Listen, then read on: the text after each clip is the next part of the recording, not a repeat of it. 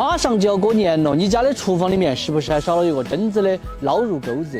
今天给大家分享一下我平时用的这一款捞肉钩子，那可以说得上是一个厨房的神器。平时我们煮卤菜，过年煮鸡肉、煮猪肚、煮肉比较多的时候，用它来捞的话就很方便了，就能够体现出它的好处了哈。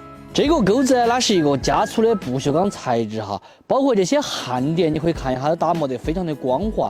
手柄的话，选择这个黄泥木的，哪怕你说我头有油，它都不会滑。捞个五斤肉的话，都是轻轻松松的。过年你做扣肉、炸烧贝的时候，有了这个钩子翻面跟捞出来，这些都很方便。不然你的烧贝真的是不好炸的。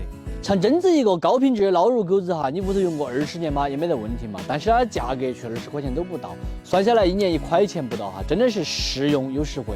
如果你屋头还没得这过年要煮根儿的，那么赶紧点视频下方的小黄车去购买同款钩子。